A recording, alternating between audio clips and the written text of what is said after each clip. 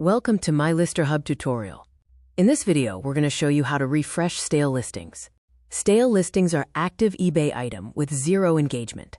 No sales, no views, no impressions, no new watchers, no message, and no offers. In this process, we are going to create a launching profile, what most of our users call a listing cycle, and use our filters and exclude all the items that don't fall into the stale listings category.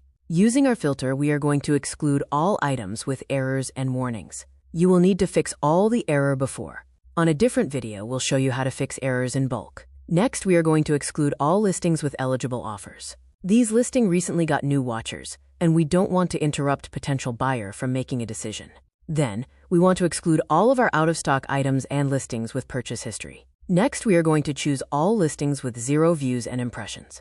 And lastly, we are going to select only listings that are at least 90 days live on eBay. Those under 90 days usually need photo, title, price, or category improvements.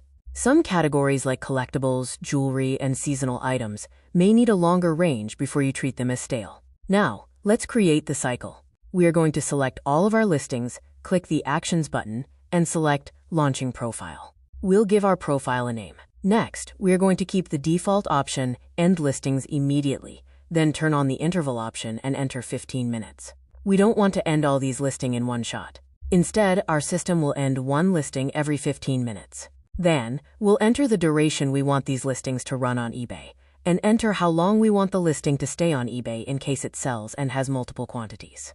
Next, we are going to enter a range for the price to change on each cycle. And for the last part, we'll enter a cooling period, meaning how long the item waits after it ends before it uploads again as new to eBay. We'll click Add, and we're done. To recap, we filtered down to listings that have been live long enough and aren't getting engagement. Then we added them to a listing cycle. MyListerHub ends them gradually on an interval, waits through a cooling period, adjusts the price within a range, and relists them as new. The cycle repeats until you stop it.